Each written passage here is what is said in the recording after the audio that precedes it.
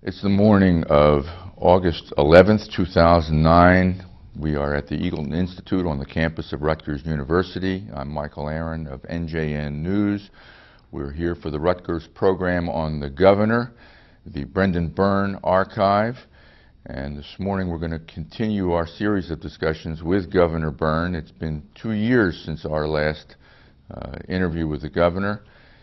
This morning we plan to spend the bulk of our time talking about his legacy item, the Pinelands Protection Act, and perhaps some other land use issues. Governor, let's talk about the Pinelands. Why did you get drawn to that issue, to that goal, pretty early on in your governorship? It wasn't pretty early on. It was mostly an issue in the second term. I had a fondness for the Pinelands because it was the Pinelands, and because I had read at some point John McPhee's book called The Pinelands. And it's a book you can read in a little over an hour, I think. And Pinelands seemed to have a charm. Not only a charm, but when McPhee said at the end of that book, with all of the competing pressures, that the Pinelands was headed for extinction, it represented a challenge to me. I said, yeah, I'm one of the guys that can stop that extinction. Had you spent any time down there? Well, not traipsing through the Pinelands, and I did not spend any real time. I mean, you went to the Pinelands, you saw the tree. You see a little bit of that on the way to Atlantic City. You knew John McPhee's brother, is that right? Well, first of all, I knew, John McPhee's brother, Romer, was in college with me and in law school with me. Romer? Yeah. His father's name was Romer. H. Romer McPhee. I never found out what the H stood for. Yeah. And Romer McPhee later became counsel to the Republican Party and was in the periphery of Watergate. Clean, but on the periphery. Counsel to the Republican Party nationally or in the state? Nationally. Nationally. And he also had spent some time as counsel to Al Driscoll. You say it was largely a second-term issue, and yet, from what I reviewed last night about the history of Pinelands preservation, it got on your plate as early as 75, 76. It was a thought formed in your head, and...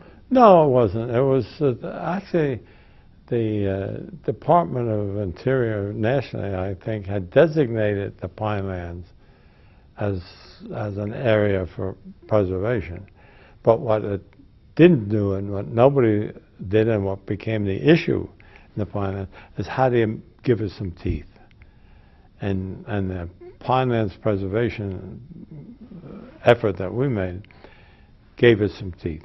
I mean, there were a lot of people against the Pinelands bill who were, in theory, in favor of Pinelands preservation, but they didn't want to do anything about it. A couple of congressmen. Congressmen from that area? Yeah. I mean... Forsyth, Hughes. And even Florio, who later became an enthusiastic fan and headed the Pinelands Commission. Well, one thing I read last night that I'd like your comment on is the notion that one of the reasons you wanted to preserve the Pinelands was because you had seen what development had done to the northeastern part of the state that you grew up in, and you didn't want to see the same kind of thing happen in the southern part of the state. Well, just the Pinelands was there. I don't think I was contrasting the Pinelands with what was happening in Newark. I don't think I ever viewed the issue in those terms. but the Pinelands was such pristine, part of the state, and the McPhee book, frankly, was an inspiration to me. Why do we, why do we let this go? And the Pinelands, and as we sit here today, the Pinelands is in danger because every compromise you make in the Pinelands is irreversible. And so you chip away a little bit, you put a cell tower in the Pinelands, it's gone. I mean, that's part of the destruction of the Pinelands. You say that you gave teeth to preservation. I'll tell you how I did it, by the way. Please do. I called David Bardeen into my office, and I said to David, do not issue any more permits to build in the Pinelands. I just said it. And he came back a few months later, and he said, I'm having trouble with the law on this. I'm not giving permits, and they're threatening to sue me, and I don't know that I got a good defense. So that's when we did the executive order and introduced the bill. And by the way, Joe Merlino, who was the Senate president, was very supportive of Pinelands protection. You've got to give him credit, and I did when I signed the bill. It took a while. I mean, there was a whole theory there of how we're going to get this done. I was thinking this morning, who was Chris Jackman, who would come in, the Speaker of the Assembly would come in to the legislative sessions and say, what cliff does Byrne want us to jump off today? Was the nub of it that you were taking land use approval away from the municipalities and aggregating it to the state? Was that? Sure. Was that the heart of what this fight was about? Sure, and it was a very unpopular fight. People don't realize that. Who opposed it? Everybody. No, seriously. Congressman Hughes and I had a very strained relationship for a while. We're great friends now, and his documents are here at Rutgers. But his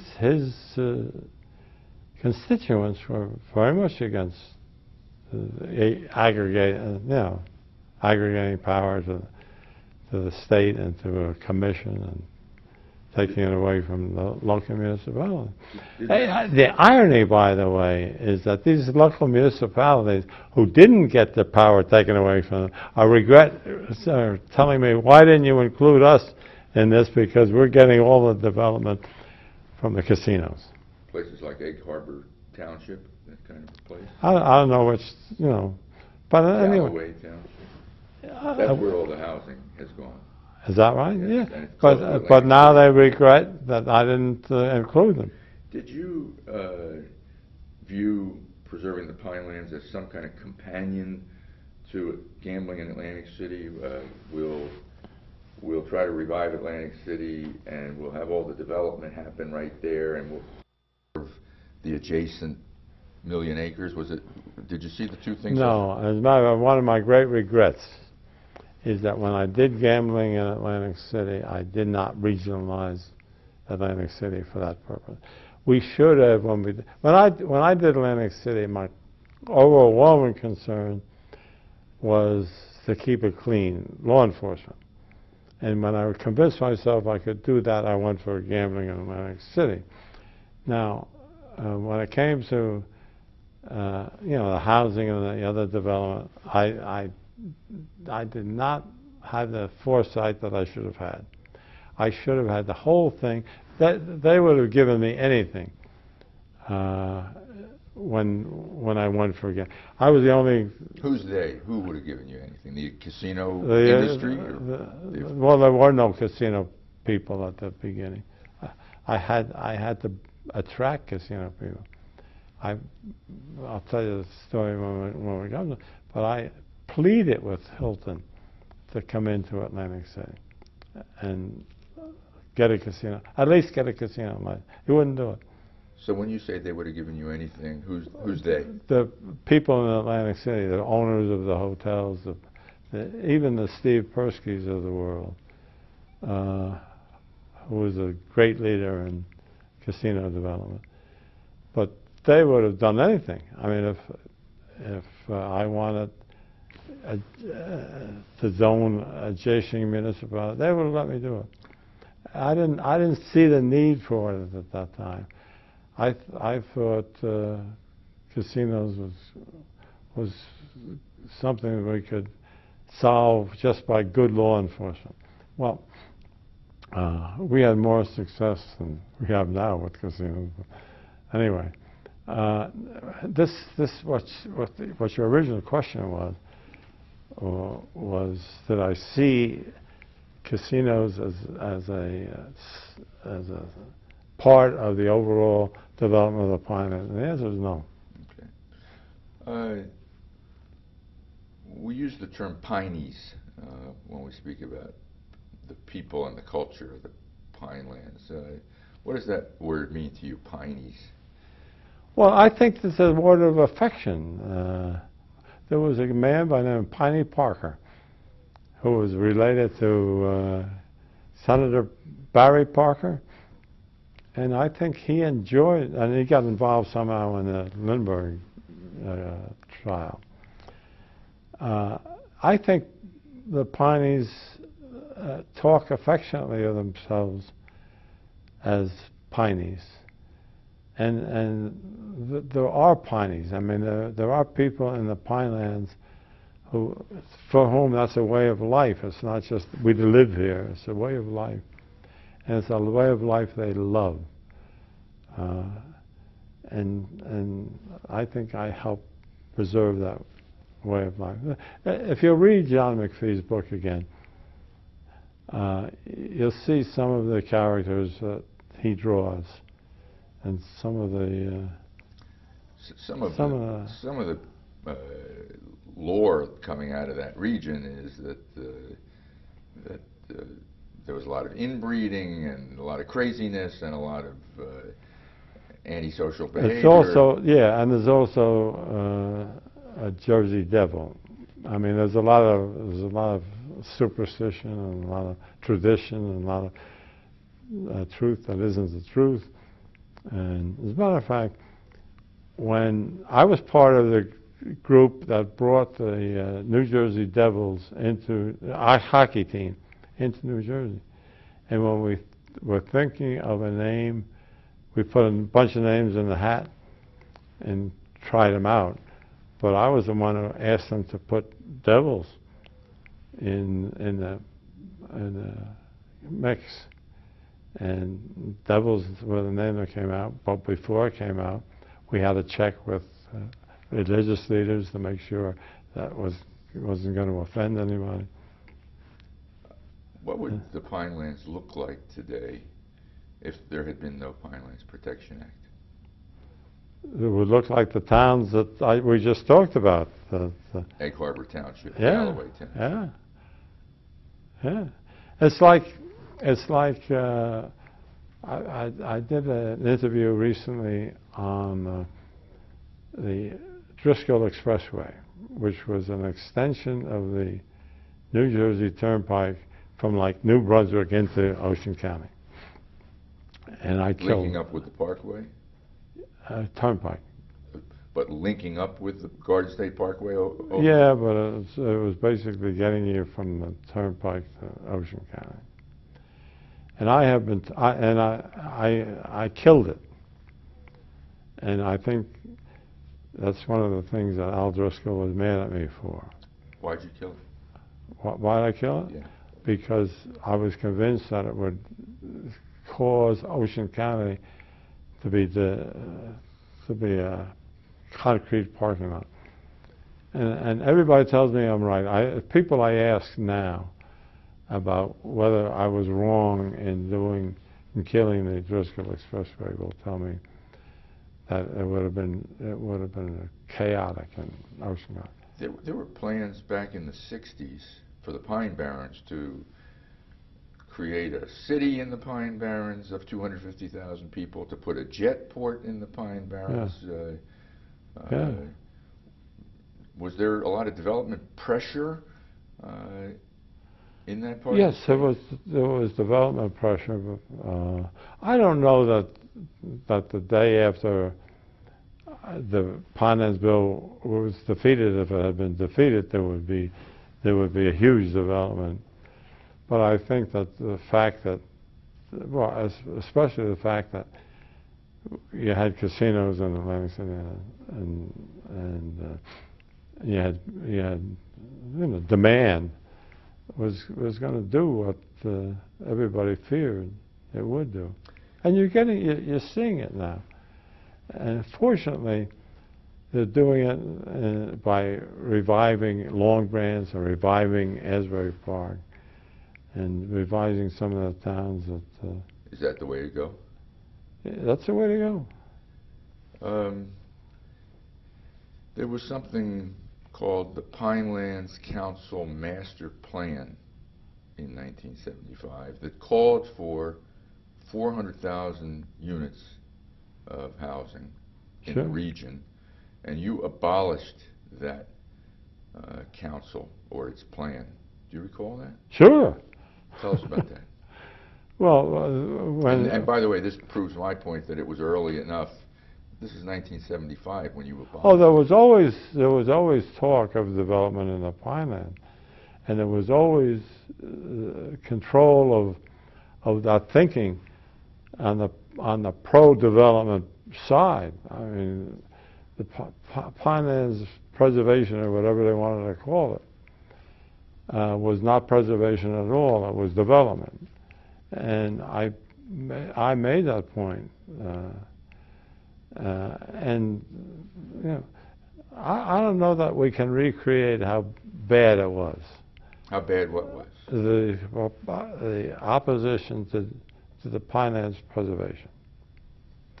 What do you mean by that? Everybody wanted to have their municipality in their own hands so that they could develop it or not develop it. And every municipality wanted the ratables. Everybody wanted the development. You see the senior citizen development in some of the communities in Ocean County now.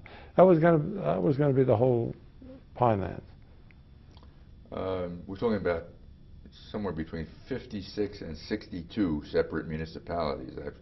I saw two different numbers, but that's a lot. That's 10% of the municipalities in the state that were being asked to give up their power to bring ratables in, correct? Sure, and Joe Katz, who was a lobbyist and heading a good guy, but heading the opposition to the Pinelands bill, had a map drawn of North Jersey, and the point he was making is if we had done this in North Jersey, it would have covered Essex County and Union County and Hudson County.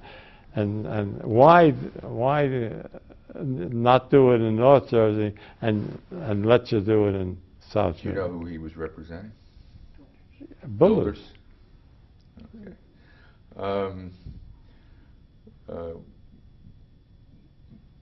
Do you remember Garfield DeMarco? Sure. What was his role in all of this? Fortunately, I've dimmed on some of it. Garfield DeMarco was one of several DeMarcos, and they were known as opponents to the Pinelands regulation, and they were upfront on it. There were several DeMarcos. Garfield DeMarco was prominent in Republican politics. He was the Burlington County Republican chairman at a certain point in time. And he's a cranberry. Burlington. I'm I sorry, thought you said say? Bergen. Yeah, Burlington. No, Burlington, yes. And he was a big cranberry Oh, farmer. yeah. Yeah, I met with DeMarco on several occasions.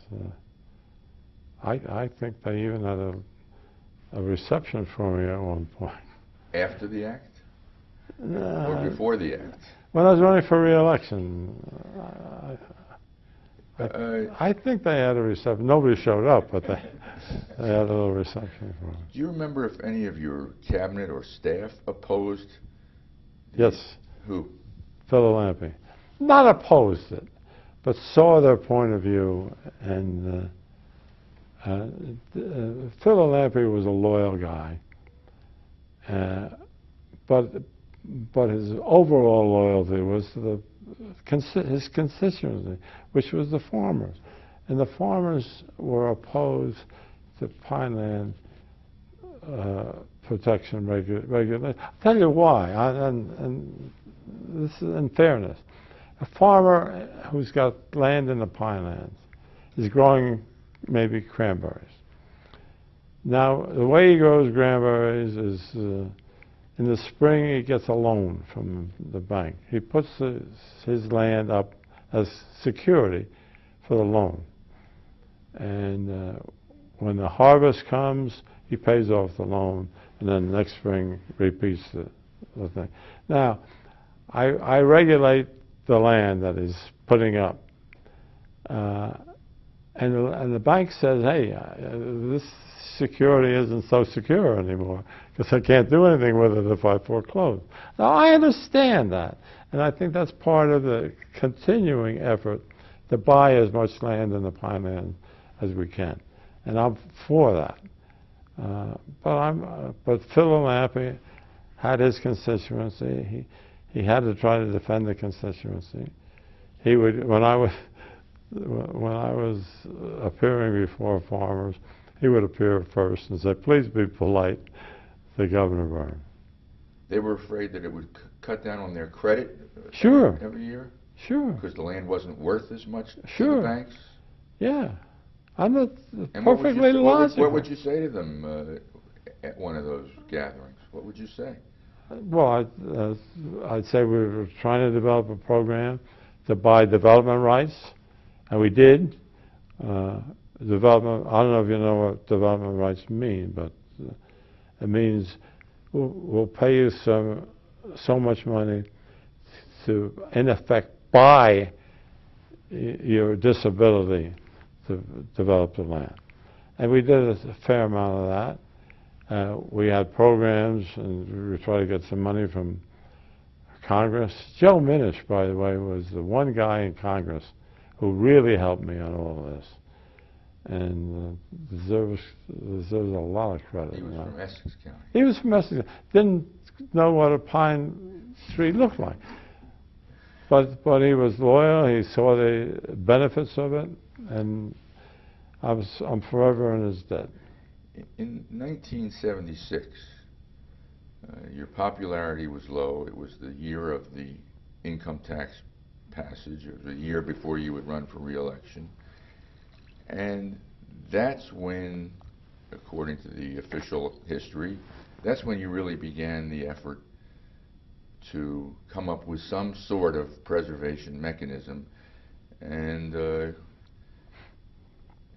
I guess there were either those around you then or those looking back who would say, boy, that was a kind of bold thing to be thinking about at a time when you're struggling to get an income tax passed and worrying about even winning a primary in your own party a year later. Is that part of your recollection? No. Okay. No, my recollection is that the only issue in the 1977 election was the state income tax.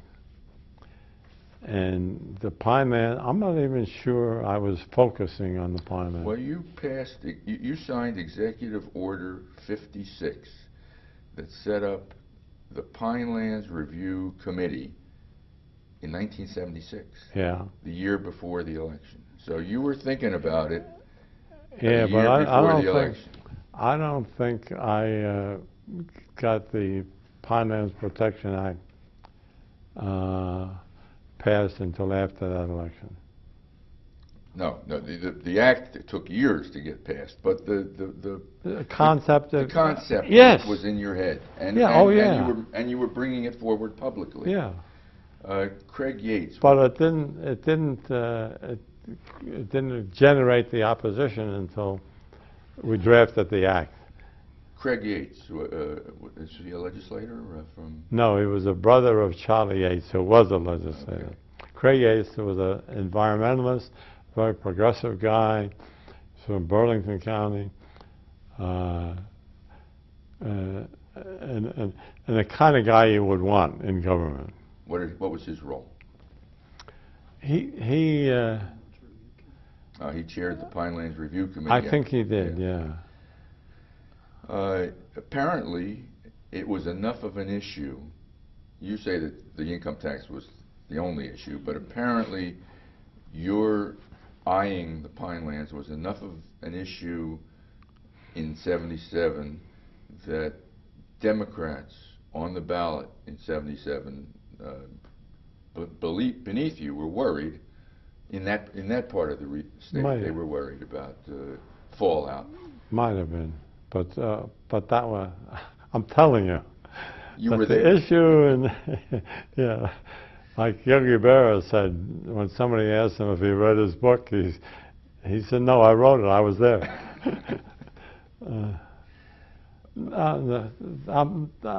The issue in 1977 was the income tax, and with that's almost all the commercials we made or ran were the income tax. When you won that election, did you then feel emboldened to tackle something big? Yeah, I don't think I'm going to be remembered as somebody who looked to see how much support I had for an issue. I think I'm going to be remembered as somebody who saw an issue and fought for it. And if I'm remembered that way, I'll be pleased. The month before the election of '77, Congressman Jim Florio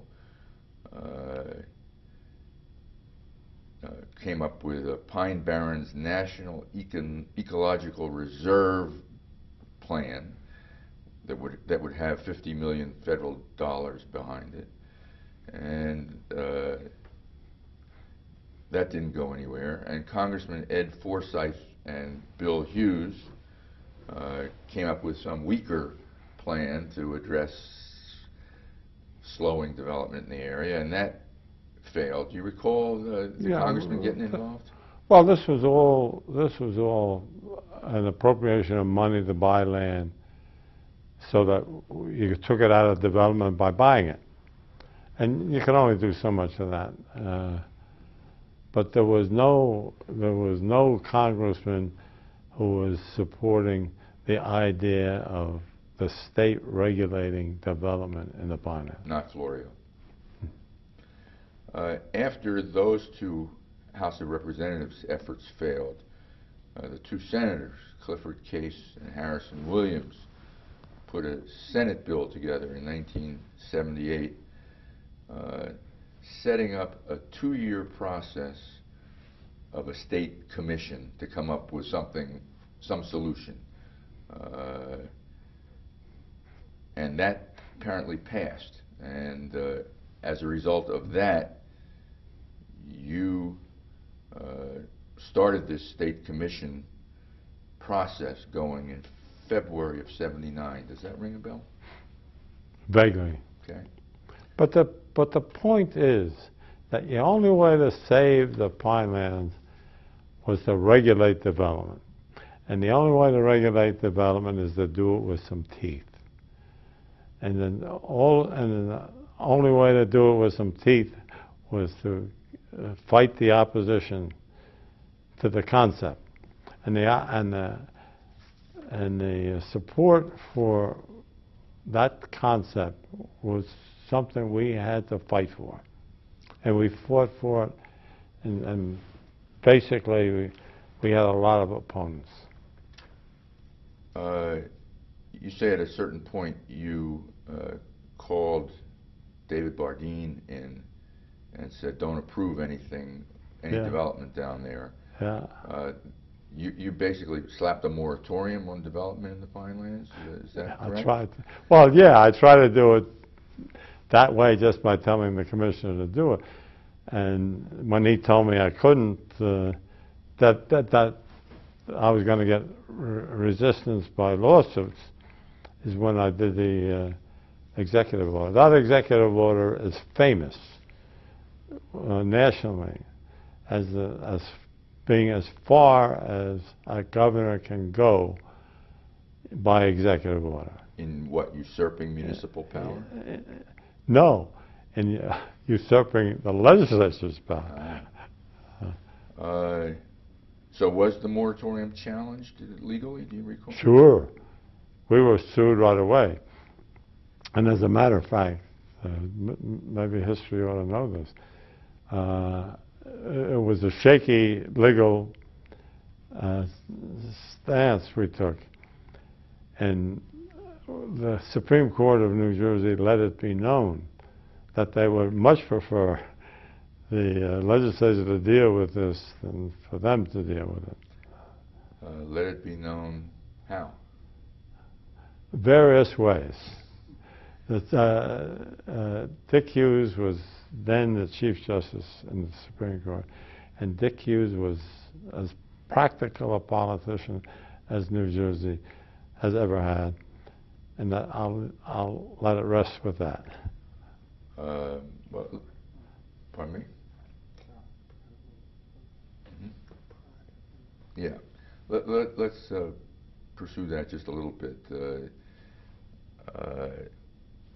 First of all, well, no, let's pursue that. Did Dick Hughes call the governor and say, hey, get the legislature to act on this before you kick it into my... I don't think he ever called me directly. Why didn't you listen to him and get the legislature? Oh, we had the. I mentioned before that Joe Merlino was the sponsor of the act to the Pinelands Preservation Act. It was tough to get the votes in either house to pass that bill, which is now the law. It was very tough to get. Even from North, and even from North Jersey legislators? No, we had a lot of North Jersey, but on the other hand, there was not everybody was for it, even in North Jersey. And the day that the Pinelands bill passed, I had scribbled a note to Harold Hodes saying, if the Pinelands bill passes tonight, call it. And the reason I had that note was I was so afraid that it was so fragile and that the vote was so fragile that I figured if they passed it, they might recall it and change their mind. So what did you mean, call it? If it passes tonight, call it. What does it mean? The procedure in the old days was that when the legislature passed a bill, it was not delivered immediately to the governor. The governor called for the bill, and sometimes you'd leave the bill on call for months. They've stopped that now. They have to deliver it to the governor. But in those days, you called it when you wanted it. And I wanted that bill on my desk within hours of when it passed. And I got it. And as a matter of fact, somebody has that note I sent, either to Harold Hodes or Jerry English, saying, call a bill.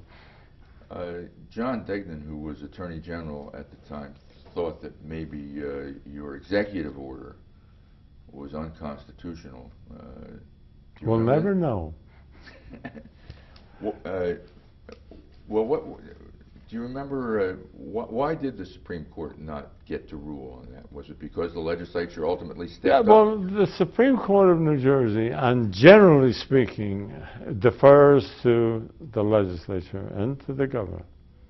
As a matter of fact, the reason we have senatorial courtesy today is because the Supreme Court won't take the issue and deal with it. They could solve a lot of problems by doing that. So the deference to other branches of the legislature, especially the two branches that respond to the people and are accountable to the people. The judiciary is not accountable to the people, and they're very sensitive to that fact. So they defer and they defer, and it's not a bad concept of government.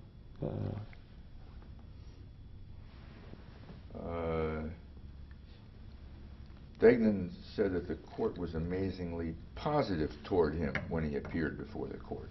Sure. I mean, I think the court, 7 justices, thinks that the Pinelands preservation is a good idea. But they didn't want to go out on the limb?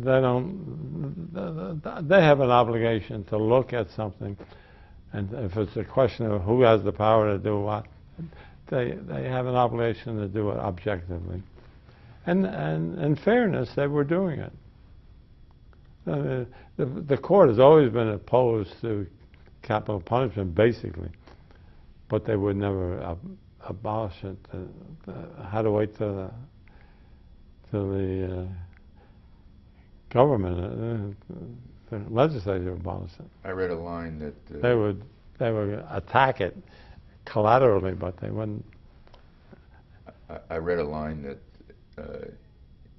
Chief Justice Hughes didn't want the third branch of government, the judiciary,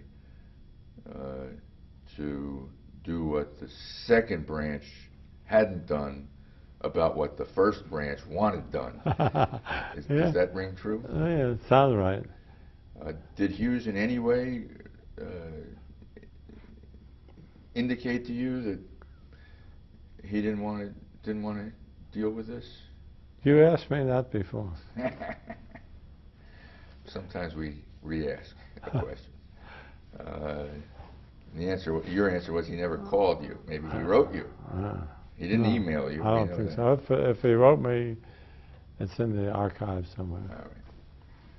All right.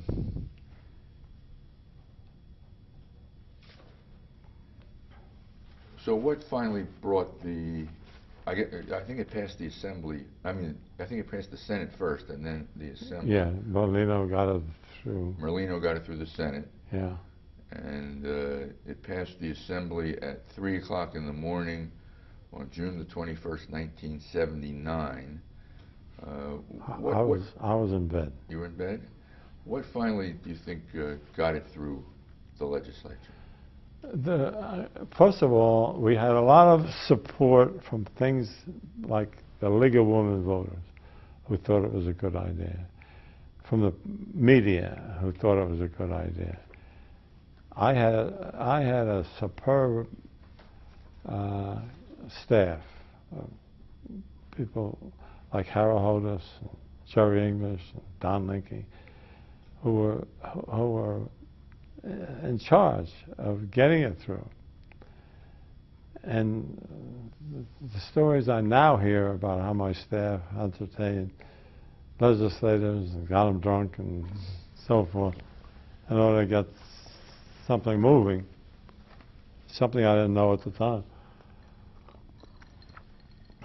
But yeah, it came to where we had to move, and we had to face defeat or victory. So would you say that you shut down development in 1/5 of the state of New Jersey? The Pinelands represents 1/5 of the state of New Jersey. We did not shut down development.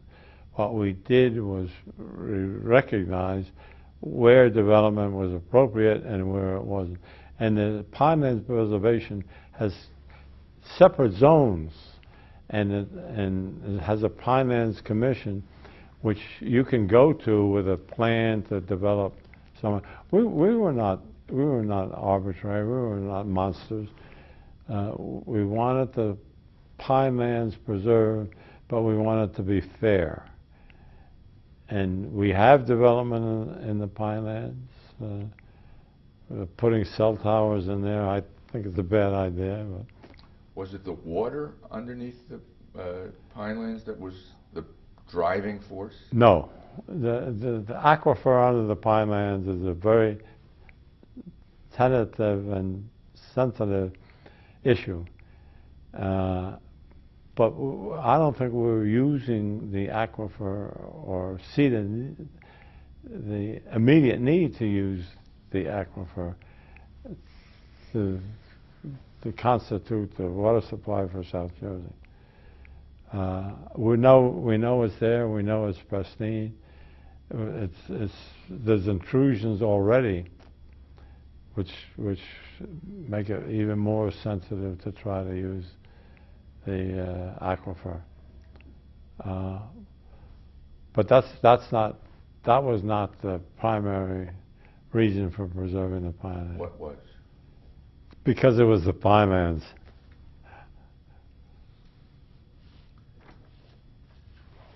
When Jim McGreevey, I don't know if he led the effort, but when he signed the bill that preserved the highlands, drinking water purity was the driving force there. Sure. But there were reservoirs. I mean, he was talking about reservoirs. You're just talking about I'm talking about aquifer. the Cohansey aquifer. Well, whatever. But we did not do that so we could have access to that water. When you first thought about preserving the Pinelands, did you have any models in mind?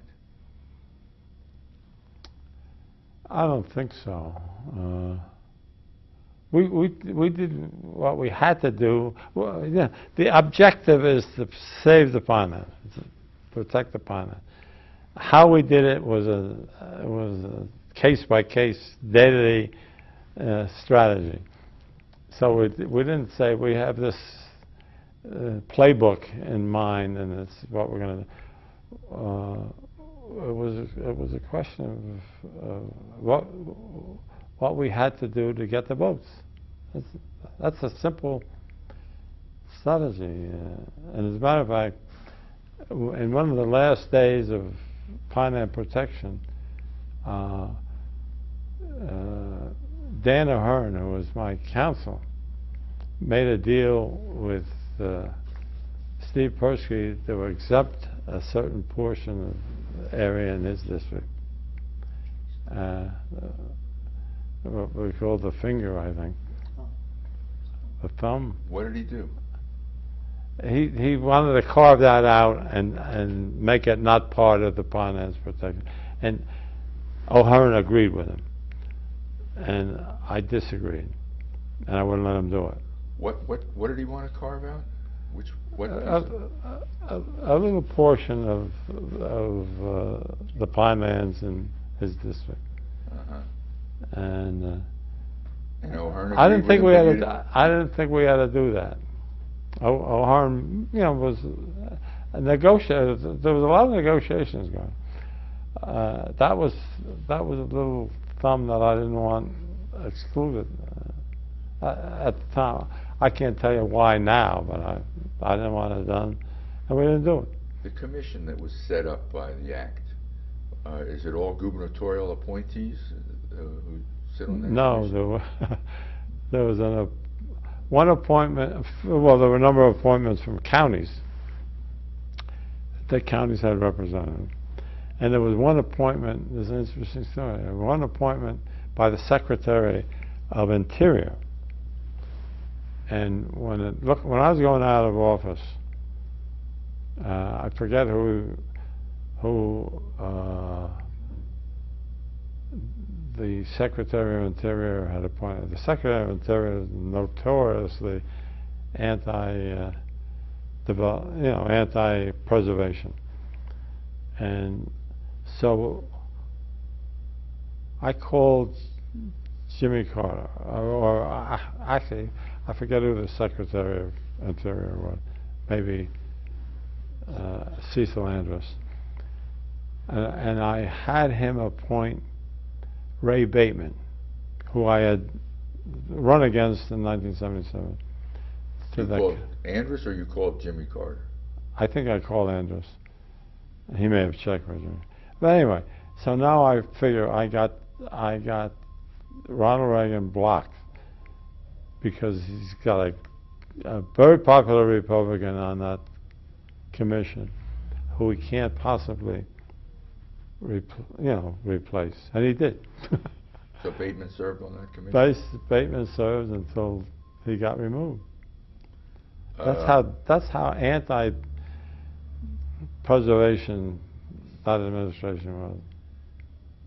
Which administration? The Reagan administration. Remember Secretary what? James Watt. James Watt, yeah. Yeah. So I understand that it's half gubernatorial appointees, half county appointees, and one from the federal Secretary of the Interior. Yeah. Has it worked? By and large, it has worked. There were a couple of governors who have not been as enthusiastic in their commitment to being purists, maybe. Christie Whitman was not an enthusiastic supporter of the Pinelands Commission, and made some what I thought were inappropriate appointments. And I've had a little trouble with Corzine in getting him to be gung-ho on the Pinelands. In terms of who he's putting on the commission? Yeah. I mean, he's totally enthusiastic about it and loves the Pinelands and loves the concept. But there are people on that commission who don't share his enthusiasm. It's sometimes said that it wouldn't have happened without your personal intervention. Give us an example of your personal intervention. In the Pinelands? Yeah. First of all, starting off by having Bardeen stop issuing permits. I mean, I was committed to the Pinelands, still am. I still cry. It wouldn't have happened without me. Everything else in government could have happened without me. The income tax would have happened eventually. If Bateman won the election, he would have changed his mind.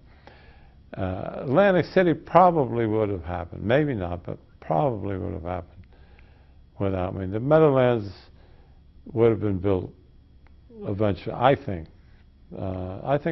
Although the Meadowlands, by the way, did not have popular support.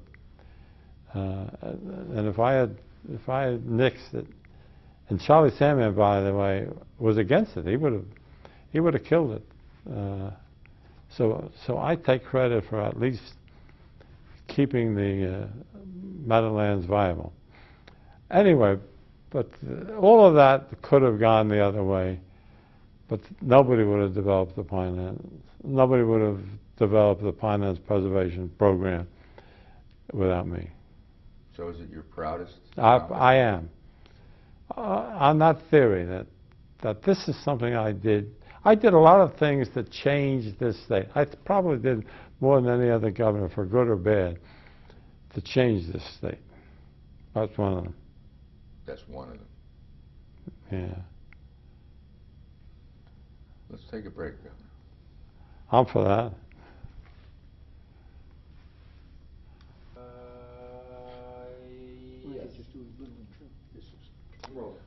Tell Corzine's a big come down. We're still with Governor Byrne on Tuesday morning, August 11th, 2009, and we're going to stay with the theme of land use and talk about the Mount Laurel housing case, which the Supreme Court ruled on in its first Mount Laurel ruling during your first term, I believe. I think it was 1975 that the first Mount Laurel ruling came down. Did that have an impact on your administration? Yeah, and we had a number of cross currents in that. One thing I remember is the black legislation. Call from 9739947. I forgot. 37. Call from 9739. Go ahead. Yeah. Hi, Gus. Wait a minute. Tomorrow is Wednesday? Yeah, okay. Sorry. No problem. We're still here with Governor Byrne on the morning of August 11th, 2009, and we're going to stay with the theme of land use for a little while. And Governor, let me ask you about the Mount Laurel housing issue. The state Supreme Court issued its first Mount Laurel ruling, I believe, in 1975. You had been governor for a couple of years. Did it have an impact on your administration? Yeah, first I had to understand it. And the Mount Laurel, I think, concept has changed a lot over the years. I became a candidate for governor. One of my early advisors was Joseph Weintraub. He had been the Chief Justice. He had been my sort of godfather over the years, and became an advisor to me. I asked him about Mount Laurel. He said that he thought the concept of Mount Laurel was that a Ford Motor Company builds a huge automobile plant in Mahwah, that they ought to have an obligation to supply housing for the workers who are going to work in that, and not put the burden on surrounding communities to supply housing. I thought that was a good idea, and I supported it. Now, how much the court has an obligation to intervene in this is open up for question. And frankly, I don't have the enthusiasm for some of the Mount Laurel types of commitments that the court is asking for now. I don't think that Essex Fells, New Jersey, has an obligation to take a share of low-income housing. I think it's a community that has its own personality. I don't live there, and it's attractive to people. To have a homogeneous community in 567 communities in New Jersey, to me, is not New Jersey. And plus, I have some doubt as to how far constitutionally the Supreme Court can go into a situation and still have it be a constitutional issue. What do you mean by that? I mean, we just spent 2 hours talking, or an hour talking about you taking authority away from municipalities for a greater good. You're saying the Supreme Court doesn't have that? The Supreme Court has got a different function from the governor, and they're not policy making, the constitutional interpreters. Now, to say that we have to have low income housing in New Jersey is one thing, but to say we have to have 6 houses on Main Street and 12 houses on Sussex Street and 14 houses is, I think, stretching the constitutional obligation. The court didn't say that. The legislature, after the second Mount Laurel decision in 1983, the legislature created the Council on Affordable Housing to implement the constitutional principle, and it's COA that has said we got to have 6 houses on Walnut Street, right? I mean, pretty much, except that I think the legislature feels the pressure of the court, Mount Laurel. I mean, when you talk to legislators about why they're doing this, it's doing it because the court is making them do it. That's what you get bounced back on. So you think this is an instance in which the New Jersey Supreme Court overreached? Yeah, I think that there's a point at which it's not a constitutional issue anymore. And I think that affordable housing has got to be viewed in terms of an overall policy in New Jersey of supplying the kind of housing which meets constitutional standard, but not abandoning the obligation to the courts.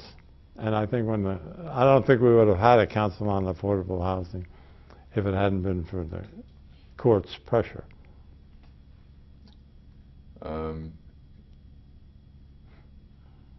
Is that the most significant instance of the New Jersey Supreme Court overreaching in the past 35? It's the only one I object to.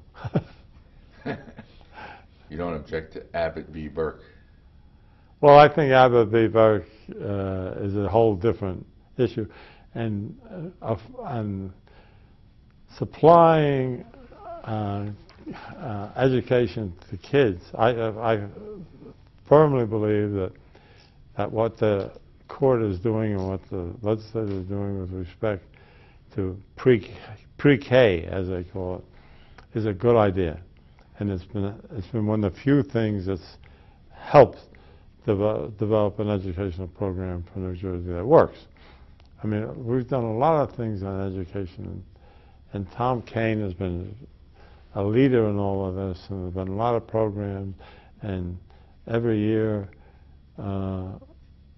we say that the programs from last year are not really working, but this year's programs are going to work.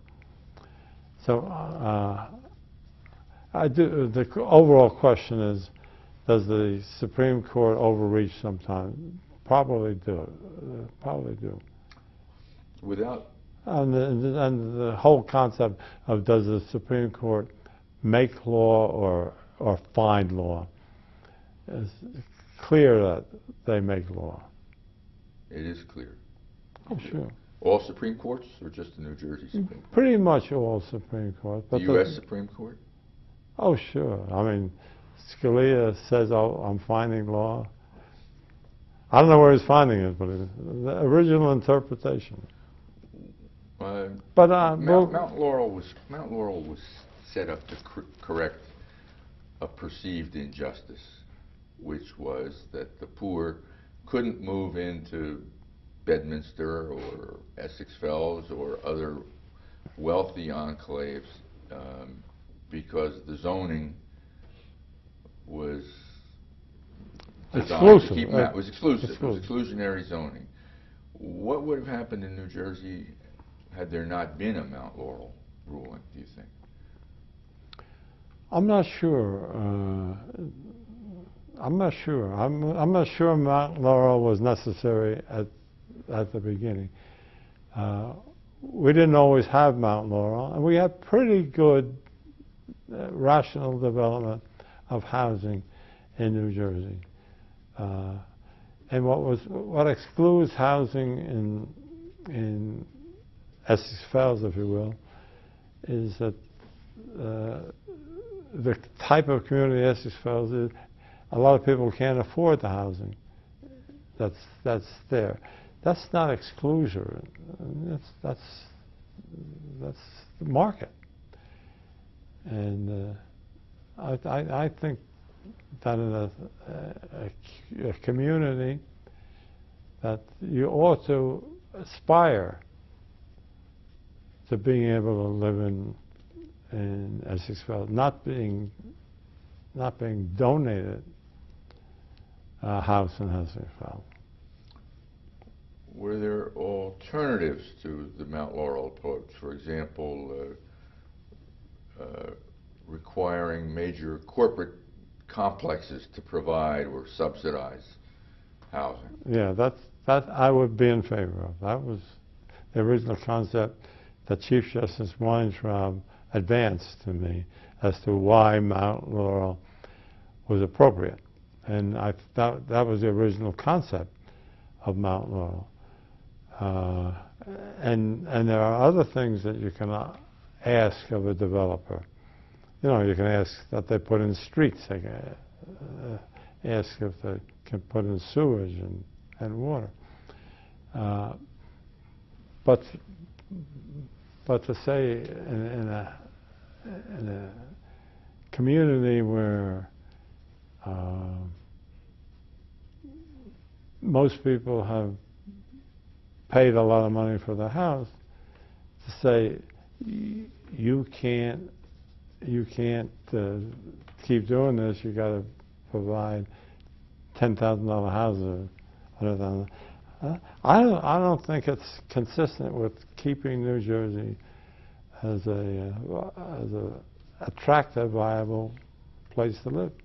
And in point of fact, there must be a lot of agreement with you, because that mandate has been very slow in being fulfilled, Yeah. right? And Tom Kane and I do a column for the newspaper now, and we've discussed that several times, and I think we're in agreement that Essex Fells ought to be left alone, pretty much. And people are not being excluded from Essex Fells because of their color or previous problems. They're excluded from Essex Fells because they don't have the money to buy the house. And where they have the money to buy a house, they can buy a house. That's been America for 200 years. My colleague here observes that New Jersey courts have actually been fairly restrictive on requiring developer contributions. Is that your sense of it? Even lately, yes. And maybe that's not fair or good politics either. I think that a community can make certain obligations for a developer. When you were governor, were you frustrated by the number of different municipalities that could make land use decisions in their own self-interest, seeking ratables, without regard to the regional impact of those decisions? Was that a frustration of yours, or was that not? Not really. Not really. I'm for a certain amount of personality to a municipality. It should be a municipality where if you wanted German restaurants, you go to Irvington in the old days. You know, I don't see anything wrong with that. Did you respect home rule as a governor? I respect home rule only. I think home rule is sort of on the way out. Not because we mandated it, but because it happened. But I think having a personality to a community is a nice idea. Would giving counties a stronger role in land use decision-making result in more balanced? Yeah, we try to do that. You did? Yeah. We had master plans, and we had joint, boards, and did that. How did that work out? Well, first of all, the whole concept of how we govern ourselves in New Jersey is something we should discuss, because we're really getting what we want, no matter what you say. There's nothing in concept wrong with having a joint police and fire department in the municipality, so that police officers could respond to a fire, especially in a community where they don't really have a paid fire department. You can't do it. You can't do it. I originally made that recommendation in the Johnson administration when we did that report on organized crime. Anyway, can't do it. Are counties with county executives more likely to balance urban, suburban needs? Well, it depends on where you put the power. I mean, what's happening in New Jersey, we're putting the power everywhere. I mean, the municipality has the power, the county has the power, the state has the power, the regional has the power, and we're duplicating a lot.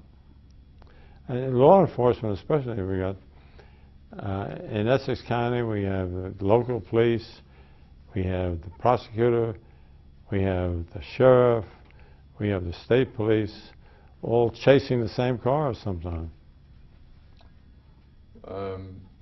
Was statewide planning something that you gave thought to in your... We did. We had a statewide plan. And its enforcement was dependent on other than us. And so it got limited enforcement. Your successor, Tom Kane, presided over the creation of a state planning commission. Do you think that's been a success or not really? A limited success, yeah. But it's the duplication and frankly the fact that the people want it that way. You say they want it that way. They don't like the taxes they pay to support it. But one of my favorite quotes is, if you're not getting something for nothing, you're not getting your fair share. And you've heard me. I have heard that 100 times. And that's exactly the attitude of people, and that's why we're in trouble. We keep borrowing money to do what we should be doing out of. And as we sit here, we got a ballot measure for Green Acres for $500 million, I think, close to it, and no way of paying it back. So we should defeat that ballot measure?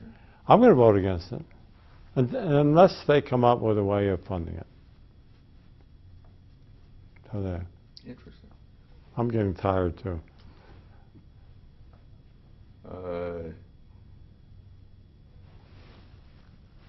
Did you do anything in your 8 years to try to create consolidation of municipalities or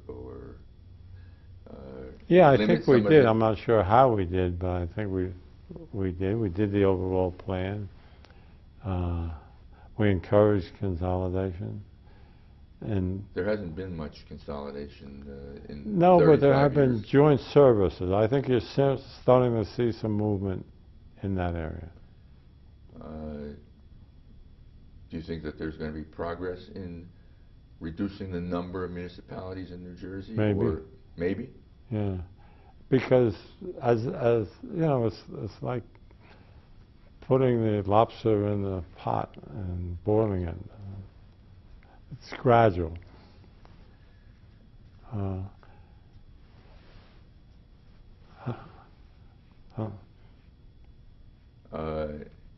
If the Princetons can't agree to merge, who's going to agree to do it voluntarily?